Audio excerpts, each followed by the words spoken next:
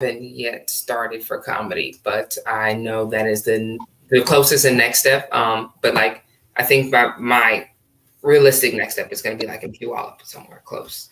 Gotcha. Okay, gang. This is the Comedy Workshop.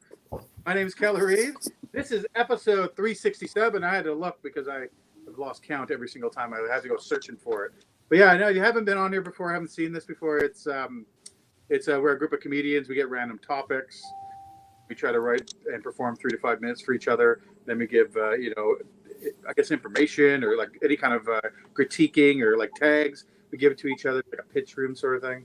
And then we go through our sets, each of us. Then we get to do our own set. We get to do the same thing where we try something new or try something. We're trying to maybe get on a rhythm of something sort of thing. Anyways, yeah, I seem like I'm a little bit flustered for some reason tonight, but I'm not. So let's introduce some people first, everybody. One of the other comedians is from Seattle, but all the way from New York. Lexi Green. How's it going? Hello. Glad to be here with you. I'm so excited today. Awesome. It's a new show, new days, new people. In the background, I'm sorry, everybody. Got distracted. We were talking. We had a great conversation. Yeah, there we go. It's worse. I'm having real lighting issues, everybody. I think the lesser of two evils. Go this way a little bit more. Yeah. Okay, well, thanks, Alexis. I'm sorry about that. Ruined your intro. Oh, no, it was ending. You were great. I was going to levy over right to Courtney, and I was like, wait, let me let him do that. Yeah, no worries. Our next comedian also tonight is, she's from Seattle too, and she's been doing a lot of little things. I've seen her quite a bit on the internet and whatnot, her just getting shows and everything else. But I guess, Courtney Bird, how are you? Hey, I'm good. How's it going? Good. So you all excited tonight, both of you guys, or what? Yeah. Yes. I went out on a paddleboard earlier because it's finally nice in Seattle. Nice. I'm ready. Just thinking Yeah. of jokes out there.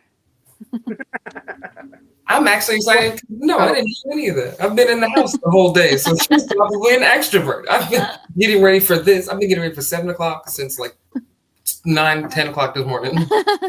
I was thinking I wanted one of those paddle boards because I was at the lake recently and I saw someone just kind of laying on it and they're roped up to the beach. I'm like, man, I want to do that. And then, a little talking like, oh, you can just get an inner tube for that. You don't need to pay $1,400 for a paddle board. Just on in the middle of the lake. Just an inner tube. I like it. Yeah. But they do look pretty fun. Mm-hmm. $1,400 is a lot. Mine was $350, so it might pop after a week, but you know what? I'm getting a week's worth. Canada presses. We've got Canada presses up. Yeah. If you guys didn't know, I'm from Chilliwack, British Columbia, which is about an hour and a bit of Vancouver. So, I'm just a fun fellow this way. I'm back for words today, people. Holy cow! What's on my brain? I had some sugar. That's my fault. That's my problem and my fault. Oh my goodness. Okay. Oh. I just better get We're good. I'm out. Yeah. Okay, so here's the thing. So what we do is we give everybody about 3 to 5 minutes. I'll go first just because it's easy. I like doing that myself. We'll just go in order. So Lexi and Courtney will go that route and we'll give each other pointers. Usually I time, but I like to forget about it. So, whatever you do is great. 3 to 5, 15, whatever goes on. So we'll see how it goes, right? So, but any questions? You guys have done the show a bunch. So, the audience member, hey, you audience members, I should tell you that this is a comedy safe space, which means it's safe for the comedians, not for you. We're just trying to joke around and have fun. We got another comedian we'll have to tell too when he comes in. Adam Close, go on. Hey, what's going on, guys? Hey. My computer isn't working, I guess, so I'll just do it on my phone. Hey, we're just talking about that. Showed up. So, trials and tribulations of this stuff. Hey, where are you from, Adam? I'm from Milpitas, California, Northern California, the Bay Area. Oh, okay, cool. Yeah. How about you guys? Well, I'm from Chilliwack, British Columbia. Lexi and Courtney are both from Seattle. So. Okay. Born in New York, though, because I don't drive like Seattleites. That's personally mine. All right, good to know. I do that for Canada, but it's such a little town that I'm from, like Surrey. It's not little, but anyways, around the Vancouver area, we seem to care where we're from. And that's just on the other side from Seattle, right? Yeah, just across the border. We're kind of we're all on the West Coast. We're all at 7:06 p.m. right now. Yeah, cool. Yeah. So get back into it there. So what I'll do is I'll show you guys if you want. Like if you guys want me to, I'll flash through the time at 3 minutes. That's not telling you to get off stage. I usually forget, so it doesn't really matter. So just do what you can and have fun with it, and it'll be awesome. So, okay, let's get some energy going here, guys. I'm gonna go first. Adam, you didn't hear. We're going in clockwise position of my screen. So Lexi, Courtney, then you. How's that sound? Okay. Have you done this before? I have, yeah. Okay, good. So I don't explain too many rules to you, right? So, Cool. Okay, so my subject, okay, people watching, my subject was guerrilla warfare. Okay. Okay. I don't think I got a prompt A prompt for to write subject? jokes about. Oh, okay, that's okay. We can just roll with it. I was just gonna do jokes I was working on anyway. Sorry, I don't mean to mess up the format. Oh, no worries, man. It's no big deal. Okay. So yeah, okay. So like I said, guerrilla warfare. Okay, but I realized halfway writing my jokes that I kind of misinterpreted, and I got a lot of Planet of the Apes jokes. So throw that one away because all I could really think of was like, hey, what's with the sexual chemistry between Dr. Zaius and whatever the other guy's name is, Cornelius. Anyways, that was dumb. It was dumb. I got talked into doing it by my friend. Guerrilla warfare. Okay. Yeah, that's a fun subject, guerrilla warfare. I was thinking about gorillas, and the first thing I think about is berets.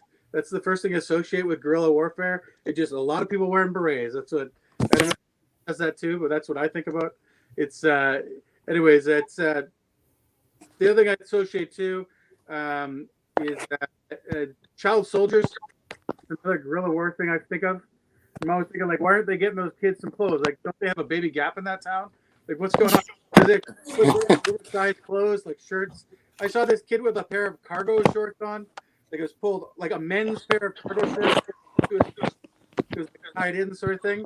Kind of looked like a train jumping hobbit, pretty much like Hobo Baggins, that sort of thing. Looked like a Meriduck. Can you spare a buck, Brandy Buck? Lord, I guess not. Pippin ain't easy took. That's a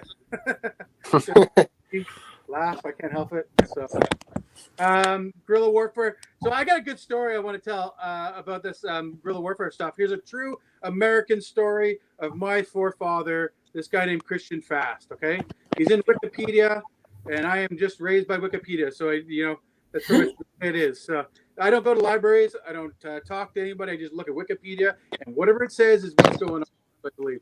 But my forefather, Christian Fast, if you look up Adventures of Christian Fast, is a book about my immigrant father that had to go into a great-grandfather, fifth back there. He came over from Germany, and then he had to fight in the Revolutionary War for the States. So that's what he did. He fought for the America there, and he was going through as a guerrilla. He joined the militia, which is pretty much guerrilla tactics, as we saw in that Patriot movie. That's really what I know about it. Anyways, he gets taken. He goes up to fight up against the Lenape tribe. Okay, it's a Detroit native community, and they go up to fight him because they're joined the British and they're fighting and whatnot. They get captured. It's like the worst loss ever, and he gets captured. He gets wounded in the leg. The general was Lewis and Clark's, I guess his brother, his older brother, from fame, Lewis and Clark or whatever it was. Anyways, so what happens? I know I'm dragging on. I'm sorry. So what happens? He gets shot in the leg, and he gets taken prisoner. And in this internment camp where they're actually taking guys out, crushing him, just killing them, he decides to walk on his hands because his legs are injured. So he walks on his hands, and this chief, this warrior, had never seen it before. And he goes, "That's totally amazing. I can't believe I've never seen that before. Walking in your hands. Oh my God. Guess what? You're not getting killed." And they took him in as one of the Lenape tribe members for a whole year and a half. And then what happened? They were going to go attack his family from Virginia, where the same town. He says, forget it. He takes off. He runs away from the natives, warns his family, gets him out of there. American hero, basically, that sort of thing, right? True that way. His family, actually, after the war, went up there. His grandkids went up there and had got invited by the Lenape tribe, and they had no idea where he went. They just thought he died in the woods. They're like, oh my God, what happened to him? So they're so happy to see him. They didn't care that it was a betrayal. So that's some guerrilla warfare stories for you. I know it's not very funny, I guess, but and dragging on. I got one more joke I got to get to. Che Guevara, you guys heard of him? Yeah. I was reading about him. I actually liked it. I think it was pretty cool. He's like second or third in charge beside Castro for the Cuban Revolution in the 50s, right? And then he wrote this book. It was pretty funny. This on a guerrilla warfare was the book, how to fight guerrilla warfare, and everybody read the book. Everybody's like, all these little places are reading it, including his enemies.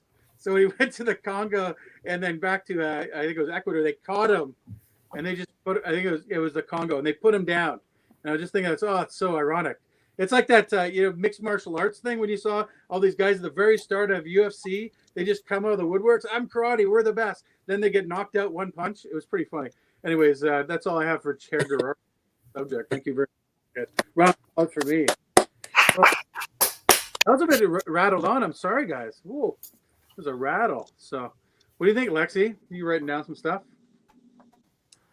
I did. So I've missed a couple of jokes because there's something moving, and we're gonna figure it out later because I don't do ghosts. But it's like I don't know. Never mind. I'll explain what. But you said you were like the kamikaze, and the first thing that went to my mind when you were like, don't they have like baby gap? I was like, yeah, like for soldiers they have like discounted uniforms or discounted like features for the uniforms in different places. If you don't have like a Salvation Army, and then like I had to keep a straight face and be like, what if they had a Salvation Army for like the other side or whatever, but it was Salvation Kamikaze. Yeah. And I've been trying to keep a straight face ever since I thought about it. Like, hey, right before you get in that plane, listen. You gotta hit up the Salvation Kamikaze. They got the best outfit. Just that's a meat. It's gonna all be recycled. It's great. And then the last one you were talking about, the dude that wrote a book and then like essentially went back to his country and was killed. I was like, that should be in somewhere's like Wikipedia's definition of an author and like a one-hit wonder. Like got a book, boom, went back home, one hit man, done. That was the end. Yeah, that was pretty much what happened. He did a lot more than that. He was actually revolutionary. Yeah, like he made it all the way up and like, but if you would ask him like in the history books, his whole life was gonna be like he did this and then boom, went back home, click. Yeah, they really only touch on how he got put down, but then you find an article which go into detail. You're like, holy shit, how do I talk about that? Of course, and then you got to dig into some black hole to find the truth. It's great. Proud to be an American. Just kidding. Okay. That was all for me. Thank you, guys. How about you, Courtney? Do you have anything? Yeah, I had a couple. I liked the Hobo Baggins line. I thought that was funny. And when you were talking about him walking on his hands, it was just like it puts the gorilla in guerrilla warfare. Oh, yeah, makes sense. And then like them reading his book and then killing him based off of like, oh, this is how you can't beat us. This is the rule book. Like it just reminds me because I'm super into murder podcasts. It reminds me of like if there's a murderer out there, he needs to be listening to these podcasts because we know how to get away with it. So I'm like, now I feel like we got to throw him off the trail. I don't know. That's just what came to my head. Agreed. Thank you. How about you, Adam? Do you have anything? I also like the baby gap line. I kind of like he was talking about the Salvation Army. I like the idea of like we have like military what are they called? They're like resale, like military resale stores. But like our military is so much better than the military in these countries. Like our military resale stores actually sell like usable stuff, but their military resale stores are selling like size 40-inch waist cargo shorts. Yeah. Something to use. Yeah. That's just kind of what I was thinking. Like, if America had child soldiers, you better believe they'd be in some good gear. Round up with their dad's AR. Yeah, or like baby size guns. Yeah, exactly. Or like Nerf, like they're painted like Nerf guns. Like, ooh, it's a cool color, but it can kill you. Yeah, they're all got lightning bolts on them and stuff.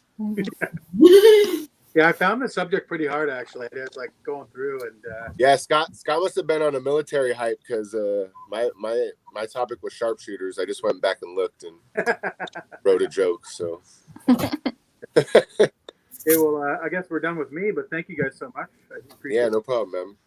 I'm gonna have to change my lighting in a second, but let me introduce the next comedian, if you guys don't mind. Audience members out there, listen. If you want to say something, you can type it in, and we will read it up here and show everybody what you said. And it even said just Facebook user, so we didn't even know who you are. So, anyways, but let's get to our next comedian. Now she's been on the show quite a bit with me. We kind of bonded. I think we're almost like pen pals in a way. Maybe we could be writing and hanging out more. I'm not sure, but put your hands together for Lexi Green, everybody. I think that's honestly my favorite part, just to do this again, because like when these are the days before you like started paying bills and like taxes, right? Okay, maybe that's my subject was bears, and it struck me for a second because I grew up in the city, so I was TV trained. So the only bears I knew were like a certain very select few, and it was like Yogi. And the only thing I learned from Yogi was like if you leave your food out and suddenly there's a bear on your food, either it's you and the food, or you're just gonna leave that basket and you need to beat feet. You know? Besides that was like poo.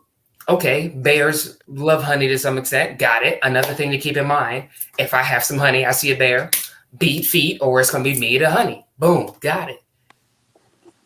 Besides like Midnight Moon, or not Midnight Moon, what's the name of this house? Bear in the Big Blue House. And then lastly, like Smokey.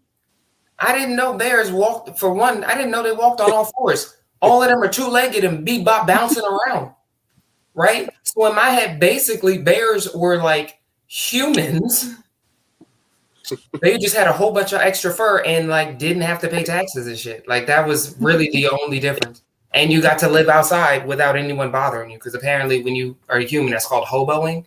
But until I moved to the country, that was the extent of my artillery. Boom, there it is. Artillery of bear information. And then I moved to the South at like age 9, and I found out that was absolutely wrong. All of that is wrong. That is all a lie. Bears run 27.8 miles per hour. That's a polar bear. Imagine having a hoopty and it's barely hitting 20 miles per hour. That's your ass, Mr. Postman. You live in the country. I don't know if any of you live in the country, like where you look all around you 360 degrees and there's not one human soul you can identify, let alone see with your naked eye. And I have to worry about 25 mile per hour bears as a regular thing, like out here. That's ghetto. I'd rather go back to the city. Y'all said that was ghetto. This is ghetto. Our bears didn't do this. But I digress. And then I found out only a certain amount of bears are what we have to worry about. Like living in Virginia, because I got older. I was like, okay, cool. So it's not all the bears, just a couple of them. Bad. So the bears that we have to worry about are black bears. Black bears are the most recorded bear attacks. Or excuse me, attacks on humans, along with Eurasian brown bears. So only the ones that are near you are the ones that attack humans. The most dangerous ones are actually polar bears and grizzlies, and those are found in the outskirts. If that doesn't prove that humans just be out here to be wild and reckless, I don't know what to say.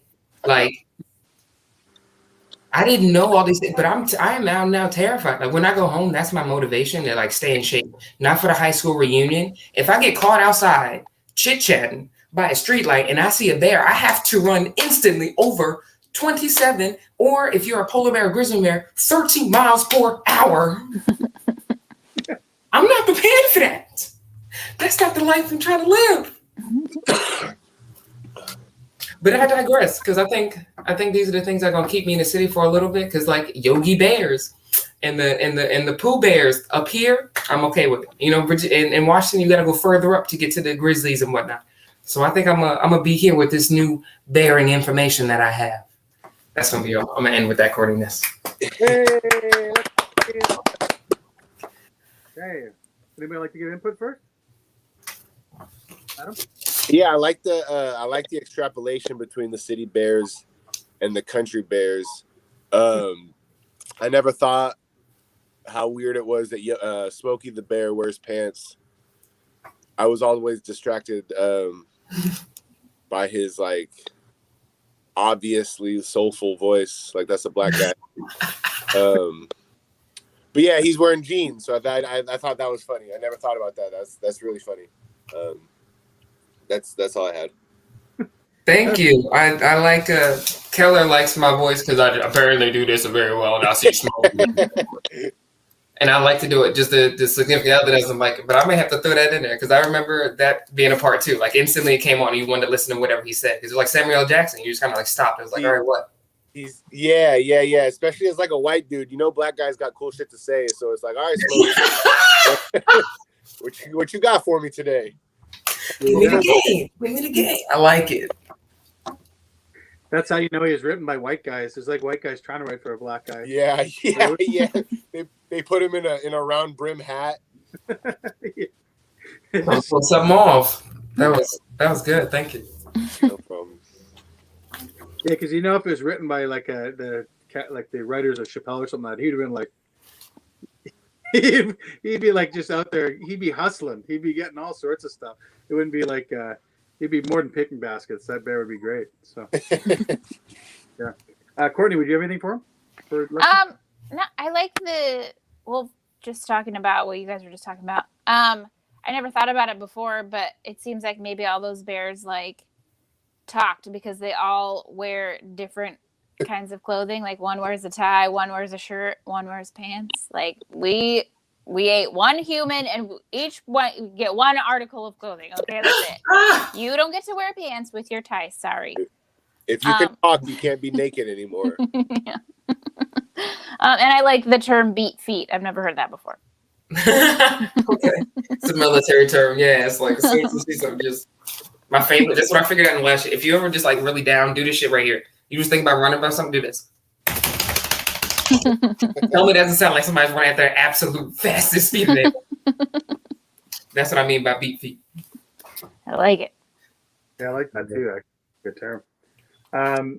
It's funny when you start talking about bears. We have like I'm up north compared to you guys. We have I don't see a lot of bears. We have a lot of them around. There's always sightings. So for me, it's like I always forget that people aren't used to it, sort of thing where we are. So it's pretty funny just to go through it. But yeah, I liked. Didn't know they didn't walk on two legs. So that's pretty funny. Bears do walk on two legs quite often.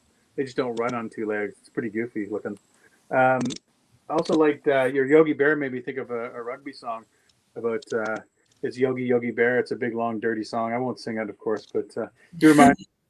And I was like, oh yeah. That's I don't know if I think it's a military song. I don't know if you guys knew it from there, but Yogi Bear, that song.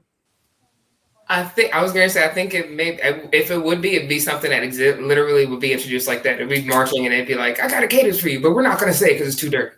And then that's the end. And you say left, right again. Yeah, cool. Dirtier the better. Yeah. And then you're just like, I'm gonna look it up. As soon as we get out of formation, I'm going to.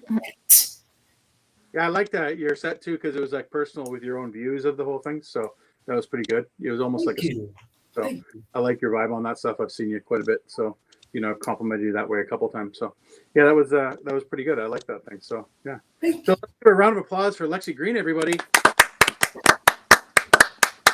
Okay, so our next comedian, all the way from next door of Lexi, all the way from Seattle. Please put your hands together for Courtney Bird, everybody.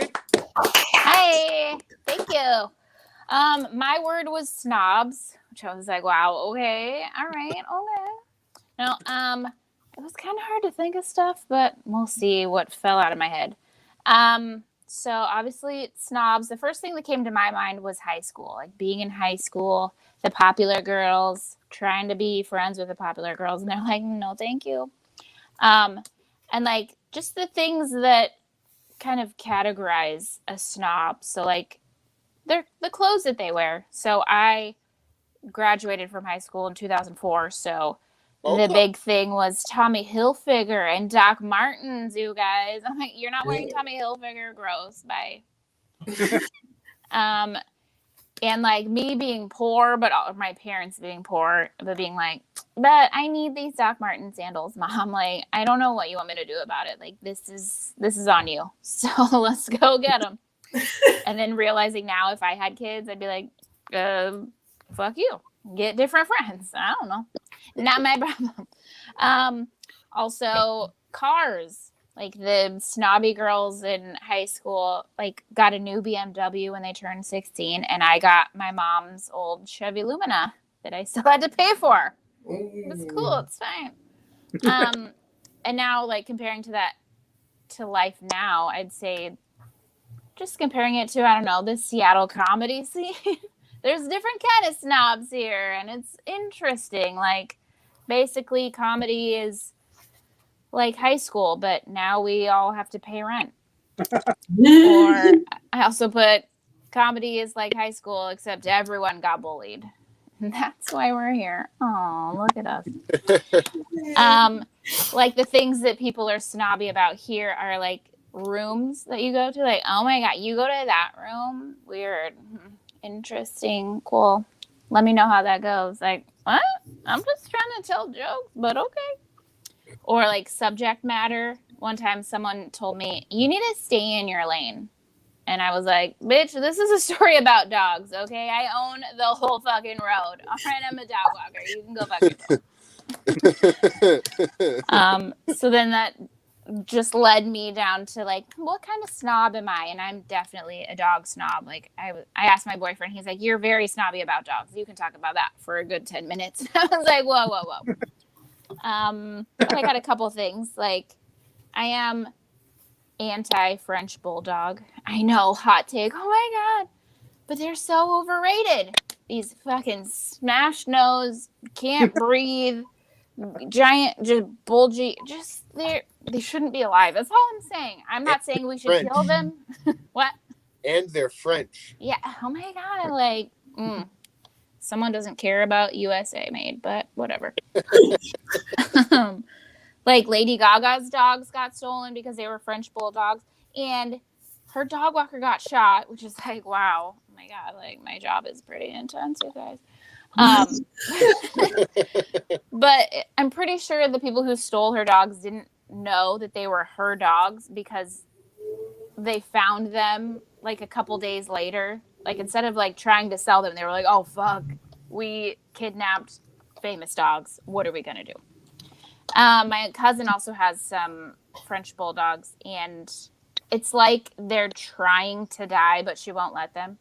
Like one ate a blanket and like had to have major surgery. Like she has surgery about every 3 months. Just like, I don't care what you want. I'm keeping you alive. And okay, that's it. Okay, I'm sorry, French Bulldog lovers.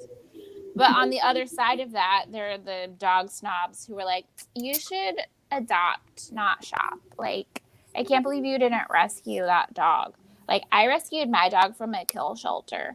That's why he bites me constantly. But, like, I can tell that he loves me. But also, it's like, did he know he was in a kill shelter? Or did you tell him that? Like, he's a dog. So maybe that's on you. I don't know. I'm also snobby, I guess, about murder podcasts. Like if I hear people talking about podcasts, I'm pretty introverted, so I don't say it out loud, but in my head I'm like, oh, that's a pretty good one. But the hosts, they're a little juvenile, and some of the topics they talk about, like they tend to blame the mother more than I feel like they should. They don't investigate into head trauma nearly as much as I feel like they should. And then basically, I feel like we're all snobs about something, but we just call it passionate now. And that's all. Yay! Every round of applause. Thank you. That last line I actually liked it when you started dissecting those things about the. That was great. That was really funny. So, Thanks.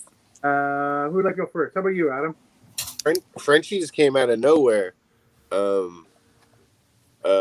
I don't have anything against French. I just think that it's funny that like they're called French Bulldogs and like that dog is from the Central Valley. Like I don't know what the shitty part of Seattle is, but like that dog is from the shitty part of Seattle. Okay. You know? Rent from Renton. Lakewood. I like the shitty parts. It makes me feel like home, but I fuck with you. Yeah. I feel like because if we're just all on the same basis, then it's okay. Like, because if we all hold in our wallets and we all see $5 on the floor, that means it's basically like Hungry Hippo. It's free game. None of this, oh, that was mine bullshit, you know? Yeah. Yeah, that's the point of the workshop. Exactly. And about like the snobby girls in your high school, that's interesting. Like, I feel like the snobbiness in my high school was about like how you acted. Like, it wasn't so much about like how much money you had, but like people got made fun of a lot for what they did, and like I had a lisp, so like I was on that list, or like I don't know. I feel like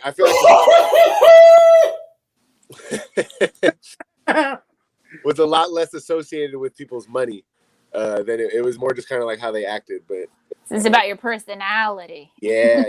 Oh, you suck. I'm so sorry. You couldn't tell me that wasn't prompted, right?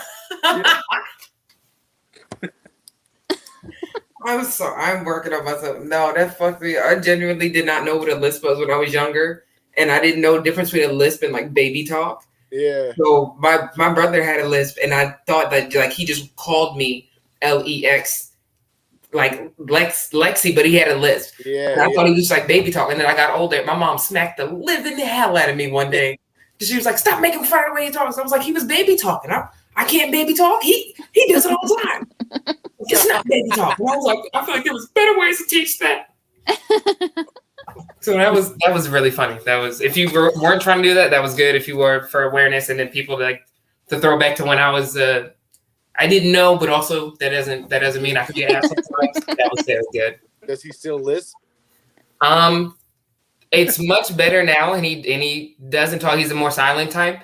But yeah, now it's here, and it's, I guess what's funny is because I had friends that had lisp, but it didn't sound like my brother. But it's kind of a family thing. It's like in-house sounds one way versus everywhere else. Right. I had the choice when I was in high school to like talk less or learn how not to lisp, and I was not about to stop talking. Like, and that's what he does now. Yeah, that's right now. If he opens his mouth, like either something's wrong, or he about to say some slick shit. So I don't think you want to say anything. If you do, go ahead. But I wouldn't. It's like picking with Dave Chappelle. Like it was kind of like that. Like if the Dave Chappelle had a lip, like I don't think you want to start it. You can. I don't think you're gonna finish that one though. We have a fun one here. Look at this. We got a watcher watching from Los Alamos National Laboratory, Office of Scientific Research and Development. Thank you. Hey, you're lucky. Oh. We'll get more scientific for you. Let's break this down. That's where Bob Lazar was. They were talking about gorillas. He's like the Area 51 whistleblower. Oh, okay. He might be. He's probably a liar, I think. Yeah, I haven't heard of it. Topic for a different show. I like your stuff there, your snob stuff. I like how you flipped it on yourself. We talked about needing a certain amount of clothes and certain thing, and if I was a parent, I'm like, fuck you, no, you're not getting this sort of thing. I like how you go with it. I think there's a pretty good little punch. That stay in your lane line was really good. I laughed out loud. He said, "Bitch, I own the road, on dog." That's great. That's a funny line. The French Bulldog was funny too. And yeah, your sister's dog trying to die, but that's hilarious. Thanks. And I wanted to say that I wanted a French Bulldog when I took my dog to the dog park all the time. There was a French Bulldog that was it was deaf, white. I guess like if you don't know about bulldogs, like boxers and everything else, if they have a white boxer or anything, they're special needs basically. That's how they are. So this dog was definitely special needs dog, and but to feel vibrations because we're under the hydro lines, he'd feel the vibrations in the ground and start slamming his face onto the ground, just full on like whack, whack. Jeez. And he'd jump up in the air and just dive bomb. So I thought that was pretty cool. I wanted a Frenchie, just like, oh, that'd be hilarious. Just for your comedy career. Anyways, yeah, it just made me think about it. So Nice. Yeah, you did a really good job. That was great, Courtney. Good job. Thanks. Cool. Well, Lexi, do you have anything? I did. I had a similar mother, so that the what I wrote down was like real middle what is it called? Middle class mother struggles. It's like when you're younger, you remember saying the same things, and you get to a certain age, you're like, no, that's absolutely bullshit. And then you like try to throw a life lesson out, like you weren't that person at the same time too, because that's what parenting is. Don't worry about that.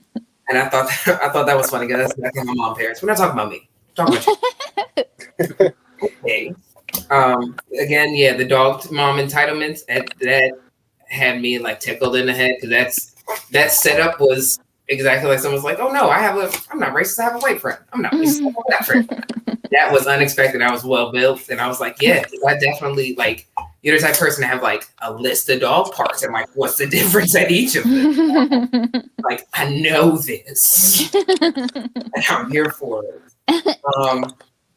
And then for whatever reason, it popped in my head. We were like, but I just have one thing like about bulldogs. I was like, you're like the Cruella de Vil blue bulldogs, except instead of taking all of them, you just want them all away from you. Just like just whenever they see you walking down the street, everyone just hides their bulldogs. Say something. And then the last of the review I wrote down was like the murder mysteries of today and like in women is like the Sex in the City. It's basically a new Sex in the City. It's almost no one that doesn't watch murder mysteries, which is funny now because I'm pretty sure that'd be like some form of hysteria in the 30s and 40s. But it's like we got to the point now we're flipping a script. You know? I like that point. I'm not gonna lie, as a woman, I love the thought of like walking down the street and you just see this woman alone and you think you're about to get it. Little do you know, Shorty just came out for the first time in 6 months. She's been watching murder mysteries this whole time. Plotting on you. She's waiting for you, my man. That's why she's walking slow. Yep. Can I tell you guys a super short story that happened to me and my boyfriend yesterday on that note? So we were like playing tag, just like being stupid, and he ran out of my building. And so I went running after him. So he was probably like 30 feet in front of me. So I'm just chasing him. And I think one of my neighbors saw all this. He's like on the sidewalk in front of my boyfriend and he's yelling at him like, hey, hey, and then just shoves him. He's like, why is she chasing you? And he's like, what? What? The funniest thing. We laughed about it all day. He was trying to be a good Samaritan. He thought it was a domestic violence situation. Yeah, but except I'm the one in the back. Like, I'm still the victim, even though I'm chasing You're him. chasing him, but he is, yeah. Welcome to Seattle. Yeah. Homie saw a Kyle when it would have been a Karen incident. He just was like, you're Kyle. No. That's she was. Sorry, but it still makes me laugh a lot when I think about it. That is funny. Here you go. One more. Magneticwork.com. Oh, look at that. This person's in the know. He's in the know. Yeah, so the story goes this guy Bob Lazar built a jet engine on his like Pinto or something like that. And because he like they were like, "Oh, this guy must know propulsion. Let's get him a job over here at the hangar." And the rest is history. He's got a special on Netflix. I mean, so he's basically Ant-Man. Okay. He's either like the #1 whistleblower on the government's involvement with aliens, or he's like an incredibly well-read fraud. You know, I'm an idiot, so I can't really call it. You're looking all agreeing with you when you said you're an idiot. That was hilarious. People are like, yeah, I can tell by your 2006 hip hop culture apparel. Well, no, isn't that the like line between everyone is like there's like an idiot and all of a sudden like, oh shit, he's right, and then all of a sudden it's like, oh my god, we're never dumb. That's pretty good. If you don't know that you're dumb, you don't know about enough stuff. You know what I mean? Like I can tell you about basketball, but that's not what we're talking about. We're talking about alien stuff. I don't know. Because of this, I know more about bears. Yeah, exactly, right. That was horrible when someone interjects themselves in a story. If you got like a conversation going on, someone interjects them, like talking about aliens. Go, yeah, I know about these illegal aliens. They're trying to get their in the door, whatever way they can. Hey, that used to be a move I pulled when conversations sucked at parties. I'm like, oh, you guys know about the lizard people? They got you guys know Beyonce's a lizard. obviously I don't believe that. I would just say it when conversations would go to cryptocurrency or whatever. That's funny. Okay. Well, maybe anything else left for Courtney, everybody, or you good? Okay, well, another round of applause for Courtney Bird, everybody. Way to go.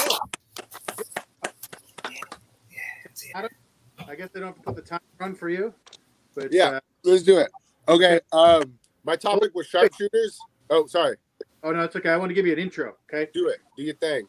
Magnetic Vortex and our other watcher out there. Listen, I want you to get really excited for the next comedian. I haven't seen him. I've heard wonderful things. Adam Close, everybody. Thank you. Hello, Adam Close. My topic was sharpshooters. I didn't realize I woke up 43 minutes ago. I've had a good Labor Day. I don't know if you can tell. I got sunburned. Can you see that? Yeah, I get down. I was on the river yesterday. Okay, sharpshooters. I tried to join the Navy after basketball, and it was weird. Like the tests were really easy. Like the academic. Like again, I'm not like a Mensa dude. Like the tests were super easy. Like I scored the highest from the San Jose recruiting office the guy had ever seen, and I'm just a dude. I promise. So that was kind of discouraging for our military, but during like the one of the processes before like I got approved, I had to go through a physical, and one of the questions was, how often do you drink? And I was 21 years old, and I was like, 2 to 3 times a week. That sounds regular. And they were like, you have a drinking problem. And at the time I was incredulous, but I'm like 8 years sober off alcohol now. So they were right. They were for sure right. But I have this cool tattoo on my ribs. Can you guys see it? Yeah. It's a pistol, and it says "smooth but deadly." Super cool because I grew up on a cul-de-sac. But like, it's a Jay-Z lyric, and I didn't want to be like, it's a rap lyric. They were like, "What's this?" The therapist was like, "What's this tattoo about?" And so, like, on the spot, I had to make up this story that the gun on my ribs that said "smooth but deadly" was about how I was like a good shooter in basketball, and so like my basketball game was smooth but deadly, and like I had this like 80-year-old Dr. Gas that I was like had this super smooth flowing game, when really it was just some shitty rap lyric. You know what I mean? Long story short, I never went into the Navy. There is a joke that I want to work on. It's not to do with sharpshooters, but I'm going to do it right now. So let's see how it goes. When I was in middle school, a game was invented between this fellow Alex and I, and it went like this. In the middle of class, we would lock eyes and make eye contact, and then he would reach into his pants, and without flinching, he would pull out one pubic hair and then present it while maintaining eye contact, at which point it was my turn to, while maintaining eye contact, reach in my pants and remove one of my pubic hairs and show it to him without flinching. And that was the game, to do it without flinching. And you would go back and forth, until someone flinched or the bell rang, at which point you would just get up and leave the pile of pubes on your desk and go to fourth period math or whatever. But I was thinking about this, and like, I'm from a small town, like Lapeer is small, so like we all still know each other. This guy Alex is currently in a throuple, where he plays the role of Gimp to a dominatrix couple, and I just kind of feel like he took the flinching game too far. Okay. I rewrote that with a different couple. The couple he was in before, people were like, "Oh, you probably shouldn't joke about that kind of couple," and so I changed it to a dominatrix Gimp situation. And your guys' approval right now is like, "Okay, yeah, for sure, flinching game too far." I think I wrote a joke today, guys. Thank you. Yeah. Yeah, that's everything I got. I appreciate it. Thank you so much. Yeah. Don't worry, Adam. We're going to do our jokes again, too. So you get another round of jokes. Oh, cool. I forgot all about that. Yeah. So, no, I liked it. I think it's pretty funny. The sharpshooter stuff, you wait last minute was really good. It was a good flow and a lot of fun to listen to. So Yeah, that's all true, by the way. Like, I tried to join the Navy when I got out of college, or when I stopped playing basketball, and like, I got approved to go to like the nuclear propulsion school, and they were like, "All right," and then I just went to jail instead. Like, I never went to. They never called me again. It was crazy.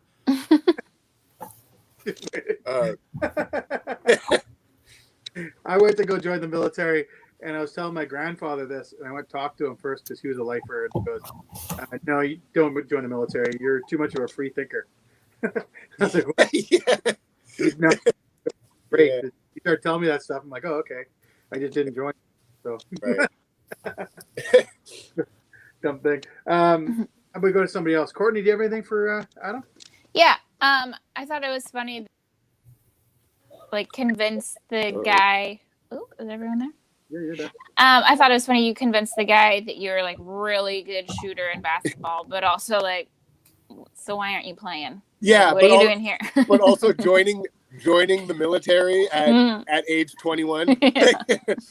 Like, shouldn't you be doing something You different? got some more eligibility there, guy. And then the game you guys played, like, you would pull out your pubes until someone, like, you said a couple of things, like, or until the bell rang. And I was thinking, like, if you're playing this in middle school, like, you pulled them out until you ran out of pubes. Yeah. We were pulling pubes out faster than we were growing them. Yeah. And then just to make that that last line hit a little harder, maybe just like explain what your friend's role is in the relationship, like as a GIMP, because I don't really know what that would mean. So like maybe just like a quick description of like the role he plays, and then I don't know. But those are my thoughts. Actually, Yeah, I like the not enough pubes, and yeah, I literally just rewrote that earlier. So yeah, the Nice. GIMP. Okay, I'm not even sure what a GIMP does. Okay. Yeah, I'll know next time. I was like, I don't think we're supposed to use that word anymore. I don't know. Yeah, right. Yeah. Yeah, I'll need to get it in quick. Definition. GIMP. Oh, Lexi's looking it up. One thing I'd say on the two, I actually had the same thing written down for Courtney with the until there's no pubes. I'm gonna say, because you're like looking at each other and whatnot. But that's the first thought I had also. So What that we were in middle school and that we were pube deficient. Yeah. Pulling out until someone was like, because you actually set it up that way until, and then you went a different direction. I thought, Yeah. So we had no. Okay. And it's like it's a funny idea because you're maintaining eye contact, so one of you could be like searching, Oh, like, oh, wait, you gotta go down to the tank. Yeah. Well, another funny thing that I left out is like he's a black guy, so like our pubes look different, and I don't know if that needs to be said or if it's funny in there. I don't think it has to be specific because I didn't know and it was still funny. Well, no, I just don't know. I just don't know if saying it would make it funnier.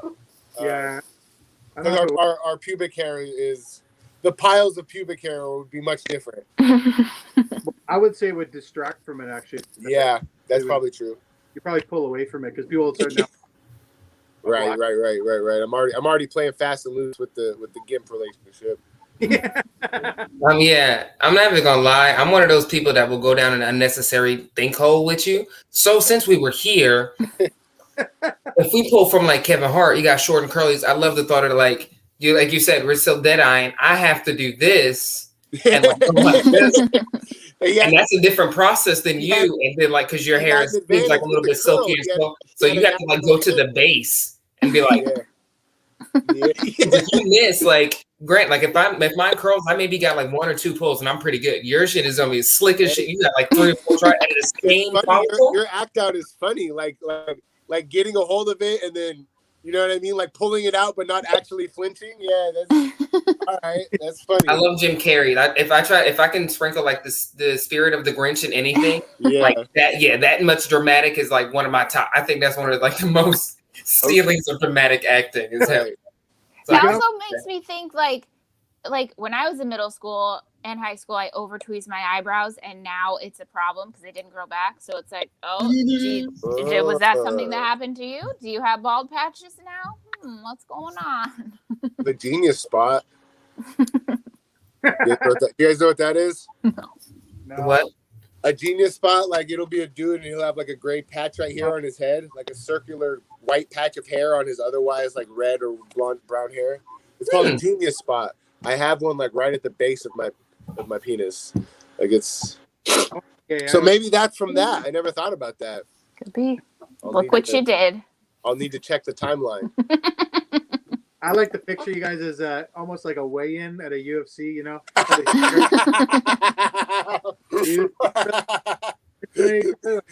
They should add that.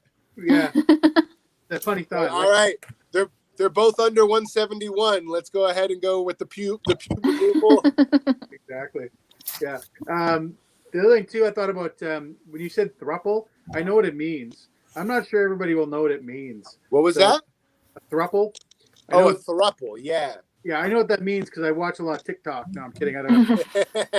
I've heard the term before, so it's like I know what it means, but I'm not sure everybody would know what that means without an explanation. You know what I mean? So, yeah, I'll see how it lands at the next mic I'm at. I think thruple might be pretty regular for the Bay Area. Yeah, might be pretty regular vocab. We'll see though, because I've been wrong before. I was doing a joke about Rumpelstiltskin for like 6 months before I realized it was supposed to be Rapunzel. Nobody corrected you? It was embarrassing because someone in the back was like, "That's Rapunzel." I was like, "Oh, this joke is in my jokes that work file." Ooh, I'm an idiot. Oh, that's good. Lucky, did you have some stuff, or did you already speak? I'm sorry. I did get some stuff personally for his set. There was like I did like the in between. Like when we go back, or if you guys go back like I do and like watch this again, I feel like you got some really good jokes at it. Even like the back and forth in between. But the first one I got was like when you showed your tattoo. You were like you had a Jay-Z lyric, and it might not be his specifically, and you can check my New York card on this. But I'm pretty sure, like many other rappers, he probably used the lyric "fake it till you make it" kind of thing. Yeah. So I would love that. In my head, it played like he's asking, like, "Where's the generation of the tattoo?" or "Where's the designation of the tattoo?" Yeah. And you'll be like, "Just fake it till you make it." Just throw up a whole lot of lyrics at him, and don't give him any real purpose. Just a compilation of just Jay-Z tattoo or Jay-Z lyrics. Just start rapping the song. Basically, yeah. Like, so what? So when did you get this idea? First of all, I was in the Empire State of New York. Yeah. What? The second thing was on the pew pairs. The rounds, I did forget numbers because I kind of misplaced the time vortex. And you said middle school, and I was like rounds. So like round one, whatever the case may be. I was like at round 10. Immediately, my head was like, at round 10, like up the stakes. Fuck it, because eventually we're gonna run out of pew pairs. Like anal hairs, like you try your best because that's like it's gonna be a whole different face.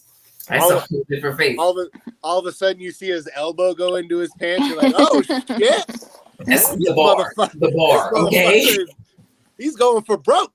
Or like, and then like, I don't know, like it's still between y'all two, but I'm just like the next level for us on that because I think I haven't seen one person pull a nose hair straight from class, like the little clipper, mechanical pencil is what they call it. Yeah, and you take the lead off and do weird shit with it, or you take the lead out. You're like straight face and nose hair. I don't think anyone's winning that, but that's just me. I have a nose ring, and I'm not winning that. And that's how I know I'm not going to do cocaine. Nose hairs are connected to your rectum, dude. I don't know. I don't know how that happens. To me, that's like I don't know. Like to my nose hairs are directly connected to my fist. So somehow, if you were to pull it, just it's weird to do that. That hurts. And then your last one, I'm not gonna lie, you said you were telling a joke and in the utmost confidence, like you just delivered it and you found out later with research that it was wrong. Do not feel bad because I think the best set I think I had when I first came out, I was leading into a joke about like babies as a lesbian and like how masculine women think, and I was like, so and so, because no baby is coming out of this clitoris. without a second thought of it. I said it. The crowd was laughing, and then it took me a second while I was on stage to be like, "You really said clitoris?" Maybe added the clitoris. I was like, "Don't worry about it." I was like, "Yeah," because in my head, the clitoris is way more tough than the actual vagina. You know what people do to clitoris? They be in there. I went with it though because I started to build it back up. They were like, That's hella funny. I was thinking like at a lesbian, you're just so more focused on the clitoris and the whole back room. Whatever you got going on back in that warehouse, I'm not worried about any of those tubes. I just want to make you come. And that's exactly what it was. But like later on, I found it kind of made it funnier because it showed like how young I was or something. No. But the confidence, like if you look at it, you couldn't tell me shit. Like that's exactly what's happening. That shows you how like preposterous the idea of like you having a baby is. Like I'm not even thinking about the anatomy whatsoever. It's not happening. I think that's funny. That's funny as shit. It's 2020, and me and my significant other thinking about having kids in the next couple of years. Growth. So that's an old joke. Very, yes. Yes. I'm so glad my kids are older now. My youngest is 13. I'm like almost out of the woodwork. I'm just like watching, going, I'm almost done with all this shit, so I can just live without my kids. Oh, so close, my man. Oh man. I think I start now. Anyways, Adam, good job. I think we got round through everybody. So another round of applause for Adam. Awesome. Get it. You people out there watching, magnetic vortex resonance or resonance. Who that says? How do you say that last word, everybody? Resonance. Resonance? Yeah, it's an electrical engineering vocabulary. It's like a physics thing. I think it's how much things vibrate when they have interactions with other things. I don't know. I'm pretty sure you're right. It's kind of like the mushroom, like when there's an atomic bomb or something. Magnetic vortex will help us out. Yeah. It's the waves. I think you're right. It's like it's not what actually happened. It's like the waves of the after action of something. Yeah, that makes. Yeah, it's Yeah, I just when I'm reading, you know what? I'm dumb. Sometimes I'm just dumb, people. That's what. It's funny. It's funny how that person's handle can be magnetic vortex resonance, and we're just like they're way smarter than us. Like, yeah. You gotta use that word. That's the thing, right? It's well known. Okay, well, this is the portion where we tell our own jokes, everybody. This is the halfway mark, okay? So I'm going to go first. We're going to go the same way. You've moved up a lot, so Courtney, you're last. So let's listen. This next comedian is a very variable person. He needs to be always recessed back and forth. I was thinking electronic stuff now all of a sudden. You got me going. But no, listen. Put your hands together for me, Keller Reeves, eh? Let's go. Okay. I have some jokes I want to work. You guys know what a pseudonym is, right? Yeah, it's how someone with a cleft palate pronounced cinnamon. I know words, okay? I know lots of strong words. And here he goes. That is correct. He knows exactly what that means. So being like who I am, like I like to ruin parties basically. I like everybody that comes out like party thing, like Adam was talking about that earlier. You just throw some weird thing out. Well, I like to like in the middle of a party, I like to just tell people how much like I have a Guinness Book of World Records record. That's what I have, and it's it's pretty amazing to them too and me. But pretty much tell them they're like, hey, whoa, what it is? I'll tell you what it is, and I'll do it for you. It's the most amount of yos in one sentence. Okay, here it is.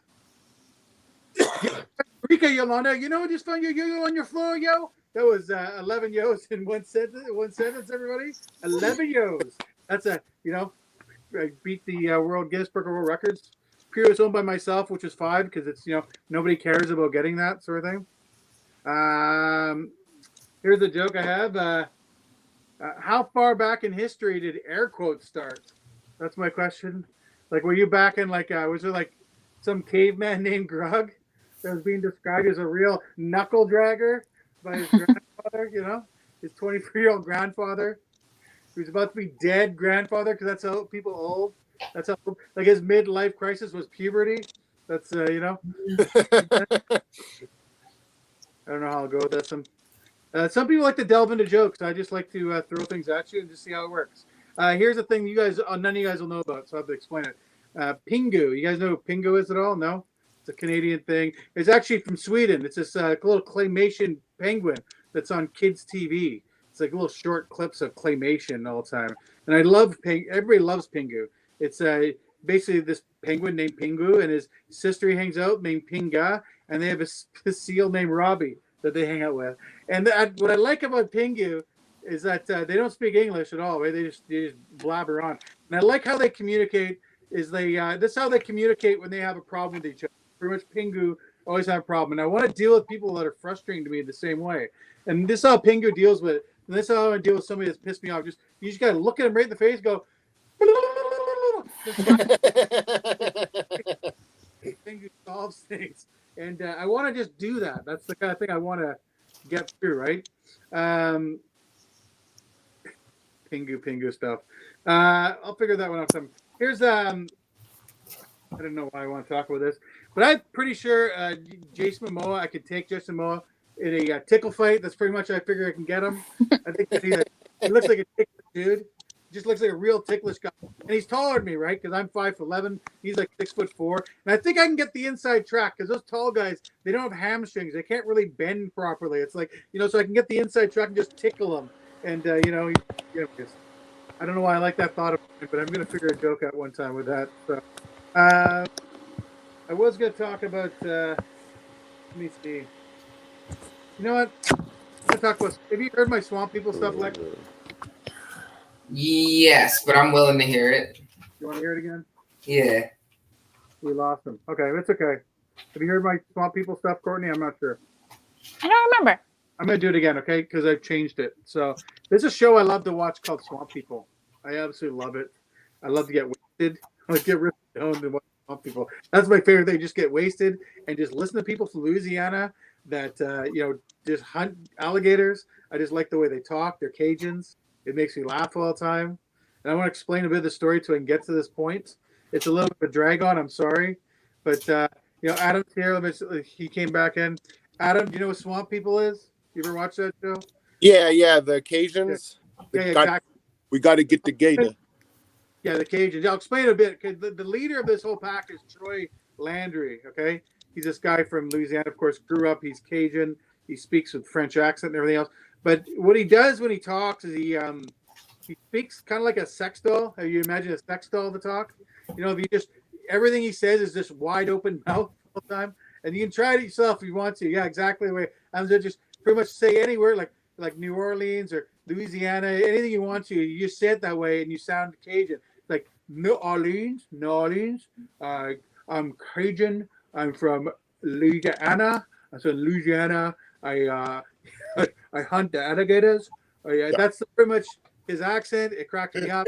I just sit there watching it all the time. Okay, so I'll explain to some of the people with it. I don't want to drag on too much. There's Bruce. Bruce is one of my favorite too. He's a guy that has he wears overalls, no shirt. They're cut off at the knee. The overalls, no shirt, and an American flag bandana and Crocs. And that's how he hunts. And he's bald on top with long hair. It's hilarious. I love the guy. He makes me laugh. And I've been waiting all year for this. And last week, a little synopsis of last week, because I think I want to do synopsises all the time, is that he fell off the boat. He and fell off the back of the boat. He almost lost his bandana, but kept his Crocs. That was the thing. They never came off his feet. Who knew someone could swim in Crocs? It's my favorite show. Anyways, I want to explain those two guys because they do another show called Serpent Invaders or something like that, and they chase snakes in the Everglades. Okay, and here's what they do: they just go hunt snakes, and it's just funny seeing these grown, tough men talking like sex dolls that are screaming like girls are like because the snakes touch them, they fold and run away. It's so funny to see. It's hilarious. But my favorite part about it is that they're walking through the Everglades and they found this giant snake carcass. Okay, and they walk up and they goes, well, golly, would you look at that? Well, golly, would you look at that? They found a snake that had caught a deer and swallowed a whole deer. You know what size of a deer is, right? It's big. He swallowed the whole deer and then got stuck at the top of his head because he had antlers he couldn't get around the antlers and couldn't back up. That just died. So the thing like a sleeping bag, okay? He's wearing like a sleeping bag, and it's like they both die and get picked apart. And all these guys could say is, "Well, golly, would you look at that?" And I was like, "No. I need a CSI investigation here. I want to know where the whereabouts. I want to know all the witnesses. Like, who did that snake talk to last? Let's get the whole story going on here because I got to know this whole thing." Anyways, it's yeah, that's it. I got more on the Swamp People. I think I've got enough. So, anyways, thank you guys very much. I appreciate it. Thank you. Round of applause. I was unprepared to clap. What do you think, Courtney? I liked the Finger. made me giggle, but I just like silly noises like that. Yeah. And I do remember your Swamp People thing from last time. I do so many of these. I can't remember which one I've done. I got like, You're fine. I can't remember which one it is each time. When you're talking like him, it kind of reminds me of like how a goldfish would talk. Oh, So if you're looking for other references, sex doll, maybe like talking like a goldfish. goldfish. That's a good one. Yeah. I hope I read that. I think that's all I got. Yeah, because it might sound better. Well, it might sound like it's underwater, but always. Yeah, it does make sense though. Goldfish. Yeah. I would, when you do the impression, I would say more things that the Swamp People say. Yeah. I mean, I always like impressions where it's like, oh shit, I never would have been able to hear whatever Obama say something like that. But if you do a good impression, you can make them say stuff that they could say, but wouldn't say. Yeah. I think that's always fun. Maybe we just play with the sentences that you do when you introduce the impression. Good call. Yeah, I used to do that. I just must have missed it. So, yeah, appreciate that. So, sorry, Courtney, did you have anything else, Courtney? How about you, Adam? I do like making fun of the Swamp People. Tom Segura eviscerated the Cajun people two specials ago, yeah. And then the guy you're describing with the overalls, that sounds like Adam Sandler's football coach or water boy. It's pretty much what. Yeah, I never thought about that. Yeah, right. Those Swamp People are crazy, man. Yeah, they're living in a different world. A world they don't have to live into. Yeah, right. Yeah. Lexi, how about you? I only had a couple of things, and the one thing was like tall people weaknesses. I'm a rather tall female. I'm not the tallest female, but like talking with tall friends, the rarity that is. Most of our weaknesses are like our knees. Like the best place you can catch a tall person is like laying down, like grab their knee real quick, put it on top of their other knee and like smack it or like hit it real hard with your elbow, run off. There'll be like 3 days they will not be able to touch you because as soon as you go over like 3 miles per hour, like our knees get rickety, it get hot real fast. It's just uncomfortable. Either that or like, I don't know why, it was like in Hercules, like ankles. I don't know if y'all, yeah, like the Razor scooters. As soon as it hit my ankle, I'm not riding a scooter, walking. I'm not running for like the next hour, 2 hours. I can't. I'm disabled. I'm broken. I'm done. This is it. How you would tickle fight, so? I'm pretty good with tickling. So like, I'm not gonna lie. I got into the military by accident. I was gonna say this earlier and I forgot about it. I got into the military for pretty much a joke. Like my grandfather was like, "You just know how to do discipline," and I was like, "Yes, I do. I could get some." So I took this brochure, and the brochure took me to high school to JRTC. And then after JRTC, they were like, "You could go to the military. It's the same thing." And I was like, "I don't like change," so I did. And then 6 years later, I was like, "What the fuck am I doing?" Yeah. I'm there. So that was quite hilarious. And then in fact, not Shorty, sorry, that was New York. Courtney had mentioned bulldogs, and I definitely have a Bulldogs family tattoo on my shoulder. Here we go. Nice. Why not? Cute. And I just started giggling because that was funny by coincidence. It actually has my sibling's name, all of it, and mine. Just because like bulldogs just specifically were that like really ugly dogs, but for whatever reason, someone always had one and like a whole bunch of them. Like they weren't ugly the first time you got it. Like you got a bunch of other ugly ones. So I completely agree with that. It wasn't like you got a real cute one. No, like they all look like this. They look like crushed brown bags. Oh, but it's okay. It's okay. And then the last thing was like you had said, like at the end of the investigation, you were like, that was it. At some, or what was the specific phrase you had said? Like at the end of the investigation, you were like, they were like, that was it. That was the close of it. Yeah, that's all. They just walked away from it. That was the thing that bothered me. Yeah. So like, I thought that was funny because I was like, East Coast would be like that. If you wanted to end the story right there, like, and before the person that you're telling the story could ask, like, was that the end of the story? The way that you let them know would be like, damn, and that was crazy. So that, yeah, that's like widely known as, yeah, that's it. That's all I know at this point. There's no more questions being answered or asked. And either that or the last person that did ask, I can't find them. So, damn, that's crazy. I've actually never written that part down. It just seems to come out every time I start telling that joke. I know. I think that's funny. I feel like I feel like different regions have that. Yeah, but I like the picture of the flags down CSI were 16 or number 14, where they're just these Cajuns in the bush with their shitty overalls, just piecing out spots. I always like the thought of that. But anyway, they're interviewing the Snakes family and the Deer's family. Yeah, And a bear comes by that's wearing pants. Yeah. Nailed it. Yo, people go crazy for callbacks, man. I don't think that they're particularly clever. I think like a audience member came up to me after a show and was like, "Oh, dude, you missed a chance for a callback here." And then she told me something that like was not funny at all. And I was like, "Okay, that would have been a callback, but like at what cost?" I don't. Sorry, I don't know if that's how you guys feel. No, what's a callback? Because like my definition of callback is like you attempted something and then like you like they call you back to redo. So what is your definition of a callback? Just anything you reference later in the show or earlier in the show. Oh, okay. Just like your thing was on bears with just any sort. And I'm not saying that they're all cheap. I'm just saying that like I don't know, like every special I've ever seen, like the closer is a callback. And it's like I don't understand why that is.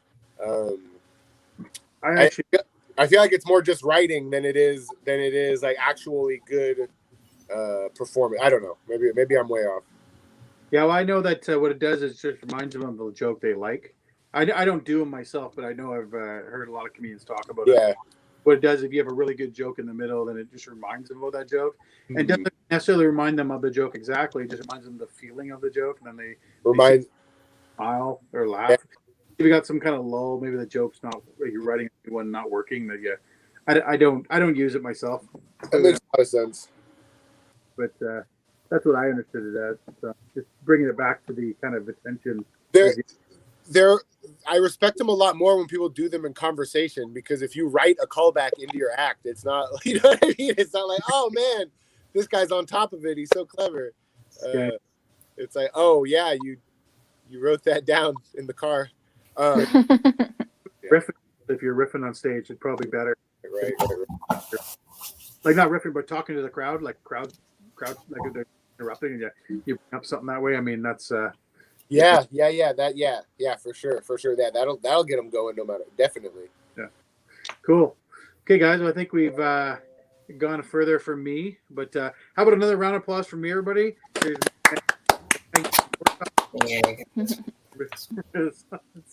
I can't say the fucking word, but they're clapping for me, so it's nice of them. So thank you. Well, let's move on, guys. Our next comedian, second round, again, is a very talented comedian that I know from Seattle. Put your hands together for Lexi Ground, everybody. Yes.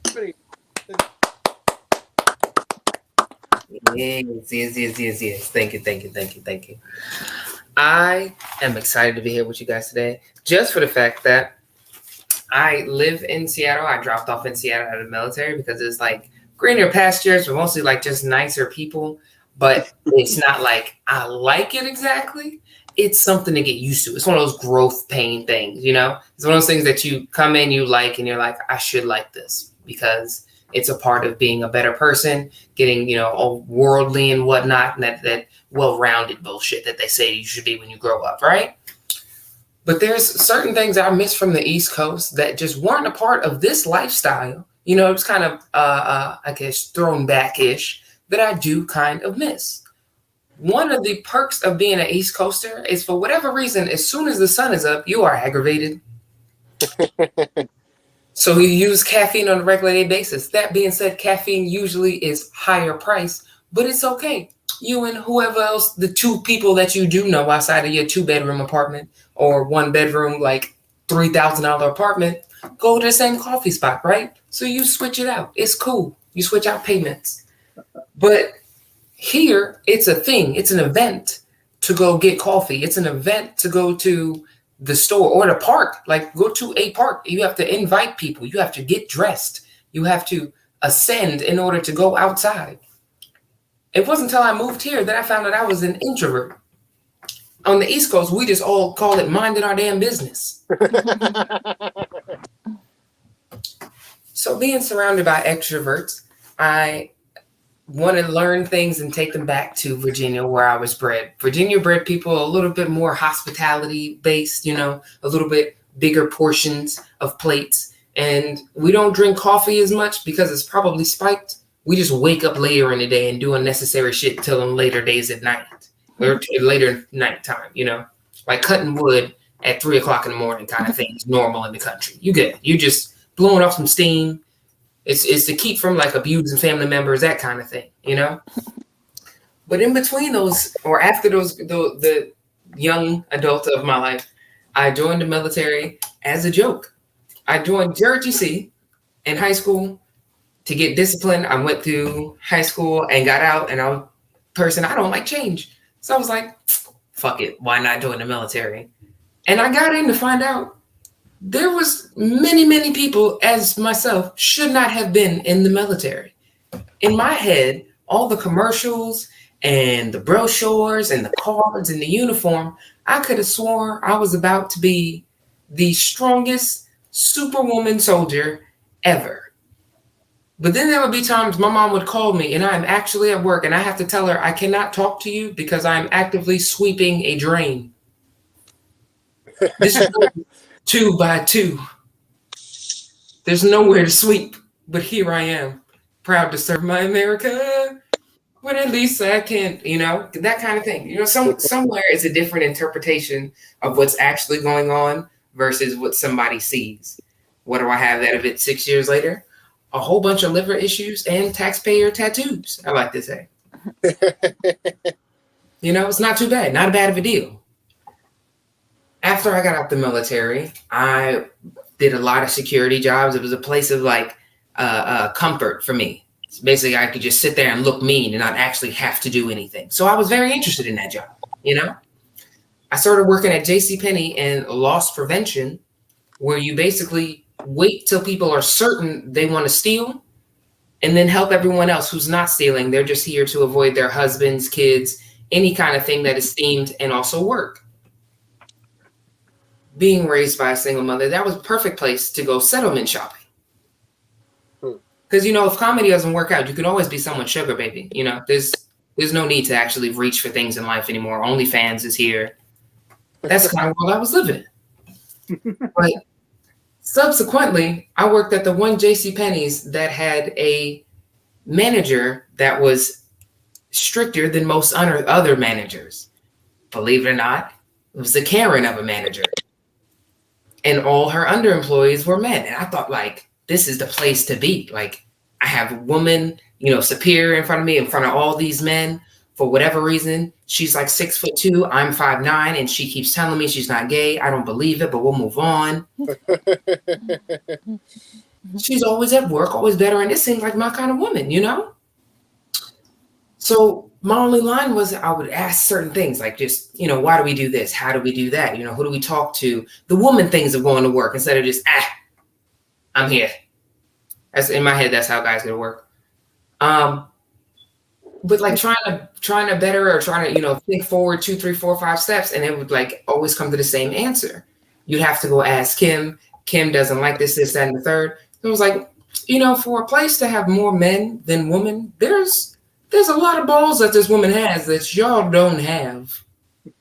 I'm seeing here. So either JCPenney is secretly like some kind of drug cartel corporation, or I need to get into it, put stocks because it seems like women are becoming the new superior in JCPenney. I was there for short term, like sugar baby reasons. But apparently, you can become like a woman monarch if you work for JCPenney. Start behind the counter and then get behind a corporation. These are things you do not know. I have a couple of things, but I'm going to stop it there. Thank you. Hey,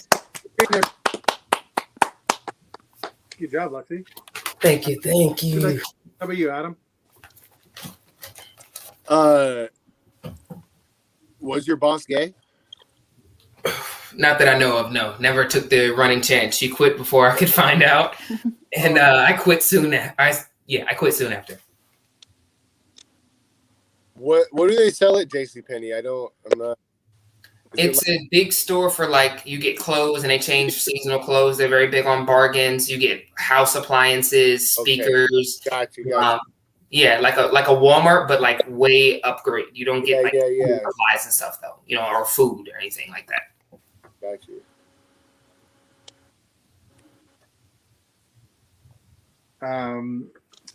I like your JCPenney stuff actually, but yeah, I think you probably could have cut the chase some of it quicker. But I like that stuff about your manager and everything. That was great.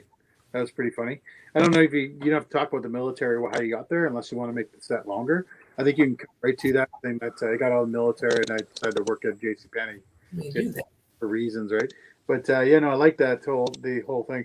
You had a good line there. Taxpayer tattoos. You had a line there that's pretty funny. Yeah, I like that a lot. It's funny. I was thinking about your introvert stuff. Was that it's funny because I don't know. I've never been to New York. I just hear the stigmas and everything else talking about it. But it's pretty funny to me that you think about how no one's friendly over there. So like you're just a normal person, but here you come over here and everybody's so friendly and it seems like we're diverse. We're just friendly. It's different. It's like introverts are like, I just don't want to talk to this asshole over here and that's why I want to be quiet. Like overly friendly. You weren't really used to it. I mean, I can see that with the Washington, like being from this kind of area, right? So it's for me, I think that's a funny little game. You kind of think you can explore. I think so. Okay, I don't think. Okay, so the best word to be like in New York is more everyone's reach their dreams kind of thing. So you essentially that's a city of go to work, save money, so you're not out like partying. So you get essentially you should be going home. So no, you don't see a whole bunch of people out, but the people you do see out probably have either entirely too much money, don't care about their rent, or somewhere in between kind of thing. Where over here, there's like to go to work, come home, but it's usual to like have, parks that are, not filled with homeless people, like a choice, kind of thing. Like you can fish because there's not polluted waters, you can go and swim in the waters instead of just going to look and then going back home. That's all you can do kind of thing. But yeah, thank you. I'll keep that in mind. Yeah, it's a funny kind of thought. I'm gonna go to New York for my first time this year, and we'll check it out. So I'm just going for a drive-through, but I just can only imagine what it's like. So yeah. Ooh, get pizza and pasta and bagels. I don't eat any of that. But I'll try. So, Courtney, do you have anything for Lexi? Yeah, I liked you realize you're an introvert. You thought it was just minding your own business. I liked that line. And just the fact that you went from the military to loss prevention in JCPenney, like that's like the military branch of JCPenney. Like that's the one cool thing. Like, all right, I might get to tackle somebody. We'll see. I don't get a gun, but they gave me this pepper spray and I'm going to fucking use it. I used to work at Sephora and our number one like demographic for people who stole from us was 16-year-old white girls. So that could be funny. Like in the military, you're like, oh, I gotta go up against these bad people. And now it's like a 16-year-old white girl. This is what I have to deal with. Cool. This is my life. Yeah, thank you. 80-year-old woman. You honestly be surprised. Yeah, we had a Sephora in the store, so thank you for reminding me of that. I'll definitely dig into that more because, yeah, like there's people that we would see stealing from Sephora with the people that I honestly military training. I don't care. Vigilance. I would be like, no, they're not going to be. That guy doesn't even want to be here, and this guy picks up like 6 bottles of Sephora for his girlfriend. Like, okay, I'll take that. I didn't see that shit coming. Because, guys in Sephora look just honestly like me and my girlfriend in Sephora. My hands are in my pockets. You're not going to think I'm stealing, and I kind of don't want to be here. I'm here for the betterment of my relationship and this person. I, in fact, have nothing to do here. But yeah, thank you for putting that. I'm definitely going to put that in because that was good. I like the military version of the JCPenney that lost line, Courtney. That's pretty. Yeah, it makes me think of border guards here. Like it's one step under a border guard because our border guards are all ex-military. That's pretty much the states you come across. They're all ex-military guys and whatnot, and that's pretty much where they go. I figured that in the police force. Otherwise, JCPenney's a third option now. So, a round of applause for Lexi Green, everybody. Okay, for our next comedians, all the way from Seattle. You're gonna love her, Courtney Bird, everybody. Thank you. So I own my own business. I'm a lady boss. Oh my god. Yes, I'm a dog walker. Yes. I actually got my degree in dog walking. It's called communications. So that's cool. It's a big, expensive waste of time. No, so for my job I do a lot of pet sitting. So most recently I've been pet sitting for 2 dogs and a very old cat, like so old. She's deaf and she's blind. I don't know if you've ever seen a deaf and blind cat, but it's 1000% where they got the idea for the Roomba. Running into a lot of walls. So I had a near-death experience while I was pet sitting there, and I've only told this story a couple times, so it's still fresh. So because the cat is so old, basically the whole basement is her litter box. She can't actually find the litter box, so she just, it's just the whole basement. So part of my job was to go down there, clean it up, and then carry on with my day. So one day I was walking down the stairs, and I made it to the bottom because I used the handrail because I'm 35 and I'm not about taking chances anymore. So I made it down to the bottom, and there's this big puddle, and I'm like, oh my gosh, I avoided it. I cleaned it up. I'm like, it's fine. I'm not stupid. I'm not going to die in a puddle of cat piss. That wasn't it. So while I'm cleaning things up, I stop. I put on my gloves. I put my phone down. I'm like, okay, all right, I'm ready to clean up this disgusting basement. And I grab the paper towel roll, and the biggest spider that has ever lived came out of the paper towel roll, and then just scurried up to me like, yo, what's up? And I was like, no. So I screamed as hard as I could, so hard that my lungs hurt. And then okay, took a deep breath and was like, oh, here comes another one. Screamed again. Oh my God, I don't have control over my body anymore. I started just convulsing, tears streaming down my face, just crying, staring at this spider. I don't know if you've ever shaken uncontrollably, not from an orgasm. Not as fun. I was like, I didn't even get to come. So I was terrified. So I was like, I have to live here for another week. One of us is going to die today. It's either me or the spider. So I just maintained eye contact with it while walking over, grabbing just the longest thing I could find to murder this spider, which was a broom. So I grabbed it, came back over. He moved a little bit, and I was like, I see you, bitch. So I grabbed it, the broom, and just smashed it until I broke the broom. You're not getting out of this basement alive.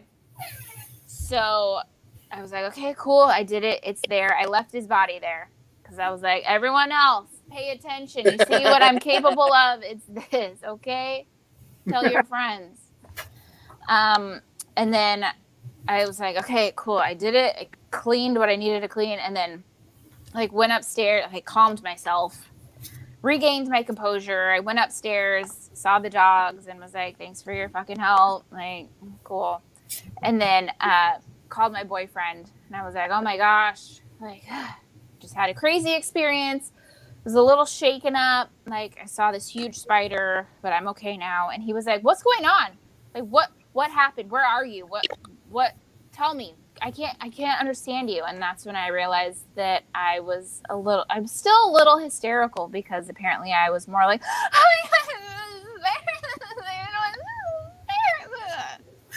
so, okay, my bad. But then once I actually did calm down, I started to kind of feel bad for the spider because like he was just doing his thing, hanging out in a paper towel roll. He's like, wow, this cardboard tube is so cool. And then all of a sudden I'm just there, just crying, shaking, just this giant, just like, and he was probably like, yo, bitch, are you okay? Like, do you need a tissue? Because I know where I can get some. Like, are you good? And then I just fucking murdered him. So, sorry. One nice side effect was that any other spider I saw for the rest of the week, I was like, you don't fucking scare me. I just killed the Dwayne Johnson of spiders, okay? So just keep it moving.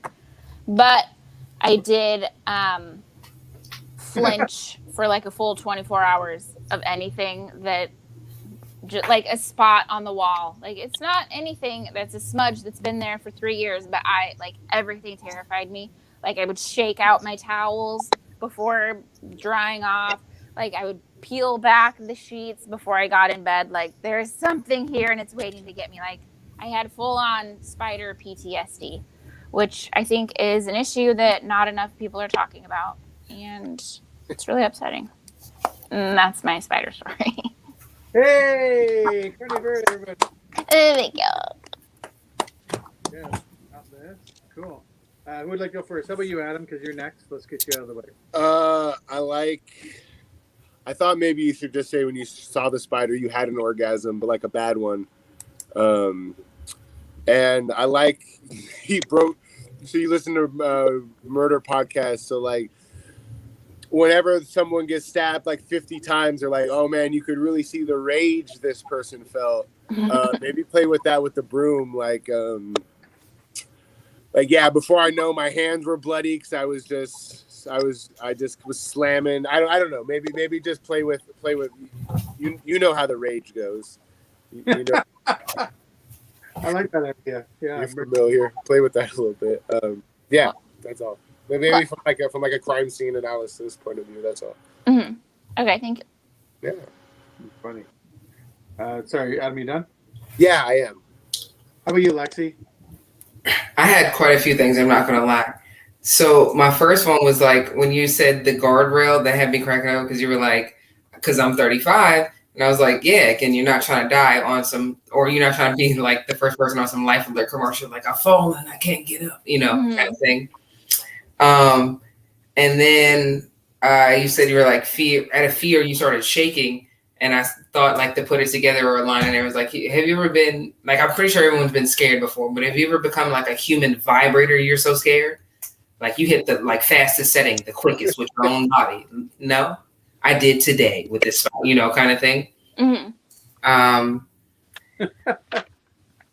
Another thing, I thought I was the only one that leaves bodies of bugs on the wall for each other bugs. Like I don't care. These are white walls. I live in an apartment though. I will leave one body on each one of these walls, so a bug can visit each wall and see. Ooh, now, let me. I'm gonna just, all the way to my childhood. Like my mom used to get so pissed off. She'd leave to work and come back 8 hours later. There's like 12 fly bugs on the wall, and I'm just sitting there like some ancient god waiting for the next one to come. Like, no, I got it. So that was funny because I honestly feel like that works. I don't care what anyone says. I don't have any other bugs disturb those walls with bodies on it. Damn. The next one it's the second to last one was when you were like, when you thought you were conveying an actual sentence of what was happening, but what was really happening was like this almost drunk blubbering face that you couldn't see portraying on the other side. And I was like, you went from like hysterical to like traumatic to straight white chick. Like, and I got a knee. Like this, it was a different level. And maybe some of your boyfriend's guesses, like, wait, are you drunk? Like, wait, what happened? Yeah. Who Spider-Man? Close. And then the last one would be the you like PTSD, and I thought that was a hella funny ending. Because I was like, if you switch around the words, it'd be, or switch the words inside the acronym to be post-traumatic stress or spider death. Mm-hmm. So they'd be like, yeah, that had my PTSD from my, from single-handedly like committing my first murder against a spider, like PTSD. But it would go along with the initial meaning as well. That was Nice. Cool. Thank you. of course cool. Or you can even pull out more military verbiage. Like, yeah, I saw some action. I had one confirmed kill. That sort of stuff. You marked it on your car. Yeah. Yeah. Got your dog tags. Yeah. I got some stuff here too, actually, for you, Cody. I actually liked it too. It was really good. You're when you're talking about shaking, like vibrating like from the spider and whatnot, like you didn't get the. And my first thought was like, that's kind of funny because they have 8 arms. You could be like,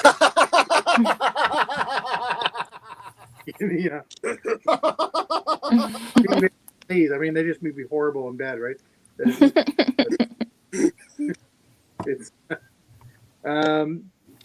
I loved your line. You had a line there because you're kind of like, I just fucking murdered him. Like that wasn't used to you like swearing, and that just came out perfectly. I think it was a funny kind of way to punch it up, for you. I sense that you're not swearing much on stage, but when you did that, it seemed to take real kind of. For me, it took really good notice when you said that. I liked how you saved it for that point. Okay. And we did something about. Well, I did write that on. The regret of Murray. I really liked you said it was pretty cool. I really enjoyed it. I look forward to seeing how some of these things have changed for you and whatnot. So, how they. Good job. Thank you. Thanks. Here's a person here saying "tango down." I don't know who that is, but probably a military term. Oh, okay, yeah. Enemy down, like that's what you say if like you're shooting into a building, and then you're like, oh, like I hit that guy. You say, oh, tango down. Tango stands for target, means target down. There you go. Oh, okay.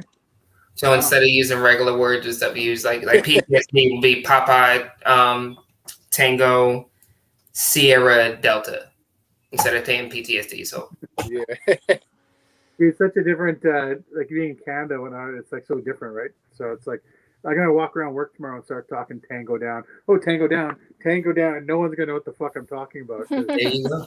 People think you're into Call of Duty. Yeah. Okay, so let's give another round for Courtney Burke. Okay, so our last comedian, everybody. Are you excited about this? Vortex Resonance. Magic Vortex Resonance. Resonance. Oh man, I can't get it out of me. There's no way. Think of Resident Evil, but resonance. Oh, or like resonate, like if something like lands with you, that resonates. Yeah, no, I understand the background, but I can't seem to get the word out. I understand like what it means. It's the tongue. It's the tongue execution that you're hung up on. It won't come out right. It's just the way. We've all been there. Yeah. Anyways, let's get to it. Our next comedian, all the way from California. Please put your hands together for Adam Close, everybody.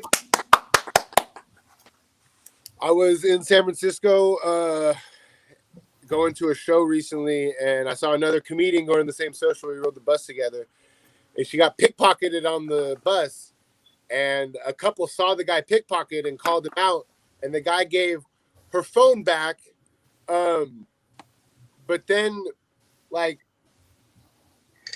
just turned around and continued to ride the bus, and we were like, motherfucker, you got to get off the bus, dude. You can't just get caught pickpocketing and then turn back into a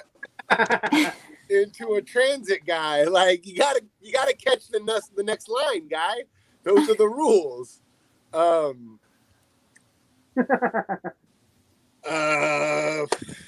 don't know a lot about politics. But I do know that Bill Clinton's presidency was highlighted by the jobs that he created. Blowjobs. And I realized when I wrote that joke that like 500 comedians wrote that same joke in 1996. But I like it, so we're going to roll with it. At one point, maybe when I was 14, I thought I found my calling. I thought I found I had strawberry milk for the first time, and I was like, oh, it's over. This is the best beverage that's ever existed. Nobody, there's nothing better than this strawberry milk. And then the second time I had strawberry milk, I drank too much and threw up a whole deep dish pizza. Oh.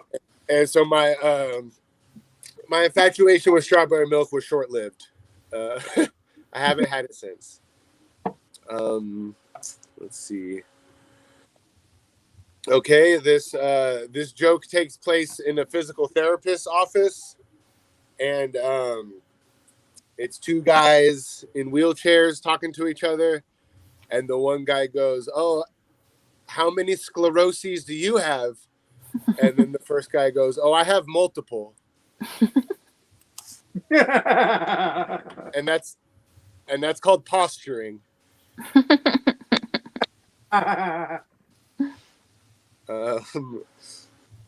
know that like Facebook and like Twitter and like Instagram and the feed and like what they're suggested to show me that they use algorithms.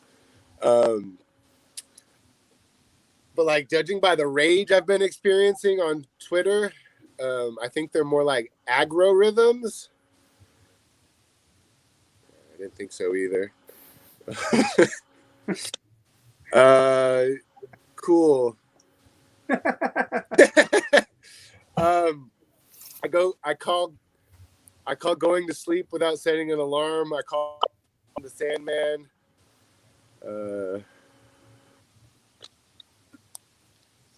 Yep. Okay, those are the jokes that I'm working on, guys. Thank you for laughing at the first three. You broke up for me. What was that last joke, Adam? Oh, the last joke was I call going to sleep without setting an alarm. I call that raw dogging the Sandman. Yeah, gotcha. Yeah, because it's like enter the Sandman and Mr. Sandman, sing me a dream. I don't know. I feel like all the parts are there, but like you have to know Sandman, like the mythical lore, and then you also have to know Metallica and like be okay with the phrase raw dogging. I don't know. You're pretty much isolating every crowd that would know what a Sandman is. Yeah. The old people who would know it. No, the raw. No, I'm joking, of course. They'd actually probably like that. But yeah, no, it's funny.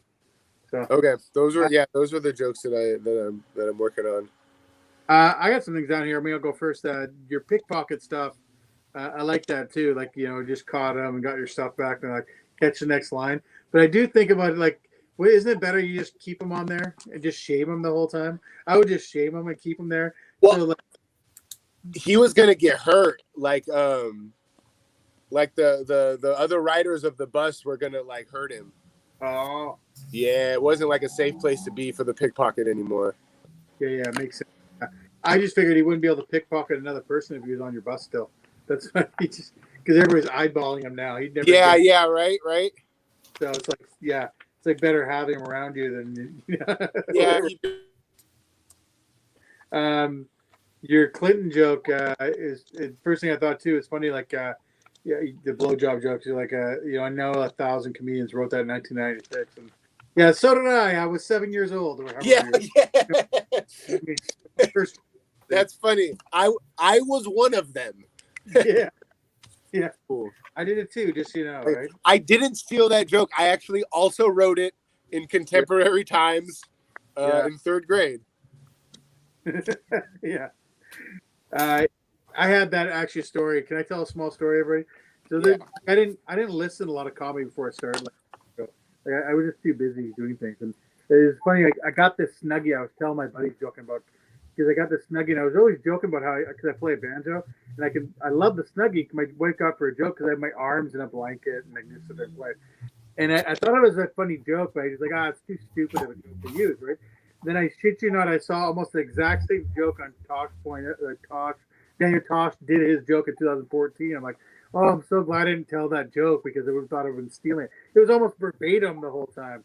So it was like, it's pretty funny with the how your thoughts can kind of mirror somebody else's because it's pretty straightforward, right? Well, we're all trying to do something similar, right? It's like here's something that you observe. What's the funny thing of it? There can only be so many jokes, right?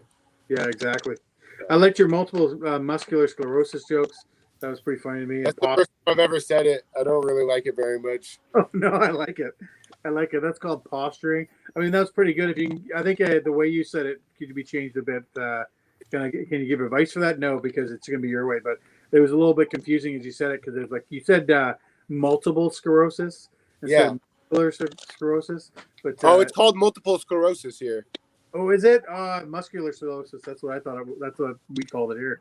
So I Oh don't. no, that's the whole joke is that they have multiple scleroses. Okay, so it's a different of jargon, basically. Well, that's good to know. Yeah. No, it actually muscular sclerosis sounds like a more accurate name for the disease. Yeah, well, I thought that was called that because, but I don't know. Lexi's on it. Lexi's gonna find out first. Google, is it multiple sclerosis or muscle sclerosis? Sclerosis. That's a different way to say it too. Yeah, I hope I'm not wrong. I'm using my Eastern voice for good. I didn't ask you what it was. So yeah, so multiple sclerosis is a potentially disabling disease, the spinal. So it, in fact, in itself is a multiple of sclerosis. So you were right, but muscular sclerosis would be able to be fit in. I think that actually is funnier in the joke because I thought about it, but I didn't look into it, obviously. Right. But yeah, since it's its own sclerosis, would it be sclerosi? Sclerosi. It still counts as a multiple. Yeah. So both ways, I didn't know if you knew, but both ways that matches because it still would be a multiple because multiple means many. Yeah.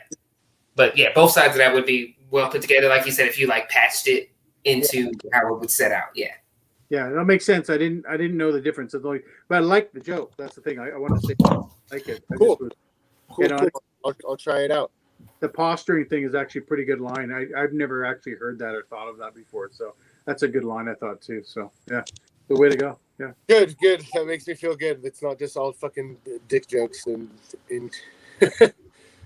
That's my repertoire. Okay. No. All right. Lexi, what do you have? So the first thing I wrote was you were like on the bus, the pickpocket. I agree with you, like especially living in the city for a little bit and having city mannerisms. There's like unwritten rules. Yeah. Yeah, like if you get caught doing something and the person that caught you is not, into what you're doing, they're going to shout out or call you out or whatever the case may be, and you're like fucked. So you need to like stop that job and move to the next job. But there are those weird people that are like not city mannerism. They're like, oh damn, they called me. I'm just gonna be here. No, like this is sledgehammered. Like some 6'2" dude is gonna be like, nah, this is it today, and come and smack the living hell out of you. Like that's the regular. But I thought it was funny personally because like if you look up 90s black dude, it's pretty much that sound like a 6'2" somewhere. So if you imagine like a whole bus of those kind of people or those attentive people, and you catch somebody like pickpocketing, you probably would get off the bus faster than you thought because of just like the audience. Yeah, I think there was definitely something in play there. Mm-hmm. You could tell like the crowd that was involved. And the other thing I wrote is, I don't know about y'all, but like in the city as a child, we had bus drivers and bus monitors. Now as a city bus when as I was a kid, but like as a city bus and an adult, you probably won't have a bus monitor. But I love the thought of like you said pickpocket and like the bus driver strapped, but it's like his personal or their personal weapon because they don't allow bullshit on their bus. Yeah. So as soon as like it's a pickpocket, like the bus driver just stands up. I don't do for that. Like stops the bus. Yeah. Whatever. I think that's funny as shit. The bus driver actually did get involved in like he didn't want to let the guy off because he wanted to like file a report. But I was like, yo, if you don't let this guy off, there's gonna be a riot on your bus right now. Like they're about to snatch this dude up.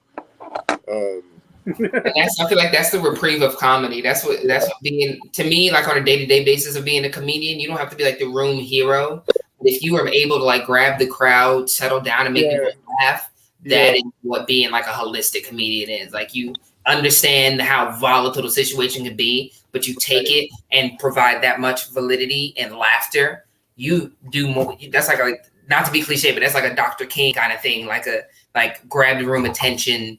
Whatever that is done with you. The other thing I would say, the algorithms, I liked it just like I liked the delivery of. I felt like the algorithms like sclerosis joke was set up like a dad joke. And I like dad jokes. I think it gives it a break from being like the real intricate super thinkies. Yeah.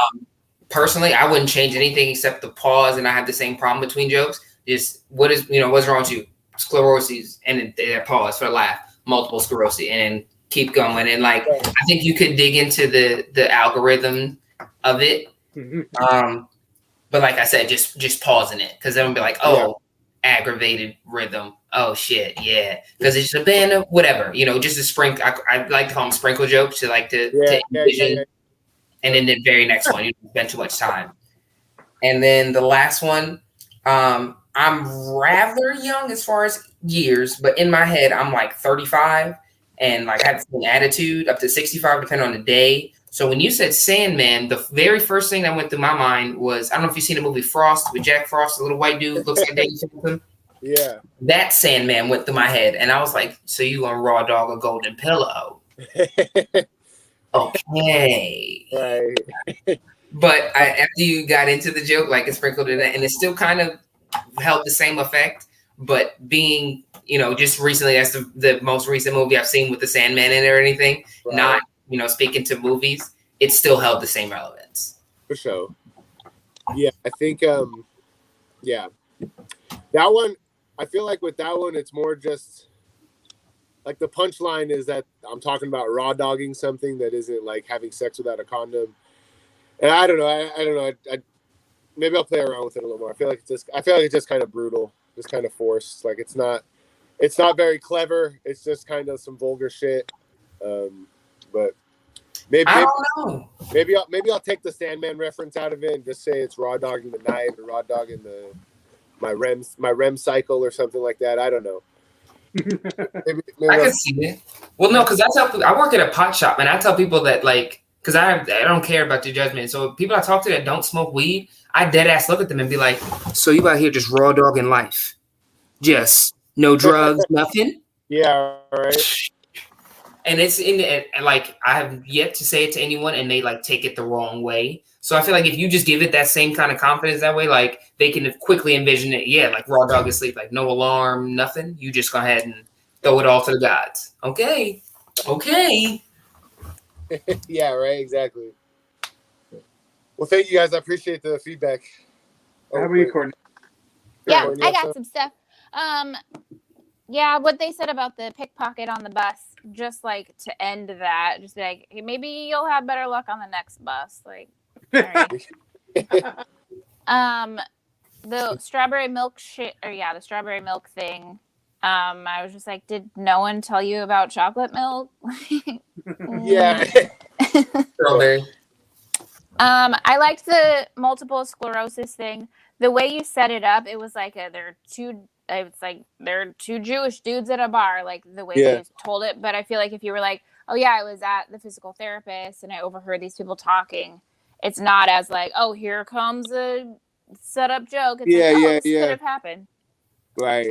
So that could be a way to get into it. And then also I understood your raw dogging Sandman once you said Enter Sandman and Mr. Sandman. So if you were like, yeah, like something about like maybe your song, the song that you wrote is the raw dogging Sandman, or just because those are both song references. So you could maybe.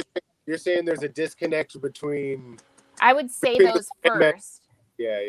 Yeah, because like it's Mr. Sandman. That's like he's sweet, and then Enter Sandman. Like, wait, what are we talking about? And then yours is like, fucking, we're getting in there. Yeah. So yeah, I think as long as you place those in people's heads first, then you're like, I'm just out here fucking raw dogging. Well, we'll see. Right.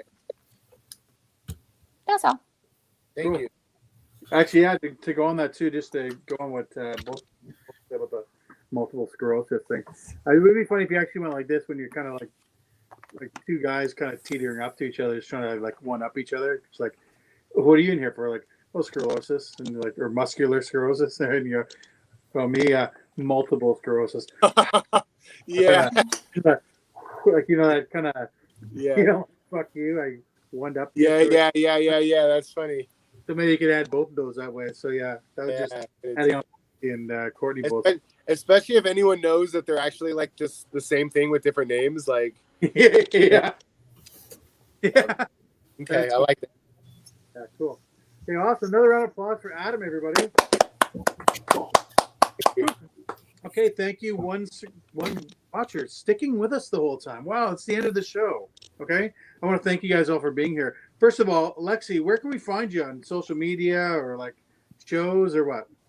Yes, you can find me on social media under this name, Lexi Green. And then if I'm on stage, I'm probably at Tacoma Comedy Club on Tuesdays and Wednesdays. And then Nate's Comedy Club on Tuesdays and Wednesdays as well. And then on the workshop, because it's an awesome place to be, man. Yeah. Awesome. Cool. How about you, Courtney? Where can we find you? My Instagram is at Courtney Biscuit, and then just my name, Courtney Bird, on Facebook. Same as Lexi, lots of Tacoma stuff. I'm on the Dope Show on July 10th, I think. And then I'm doing a show in Port Orchard, which no one's heard of, so it's fine. At the end of June. Do you guys get booked on Dante Barnett's shows? I haven't. He'll book you.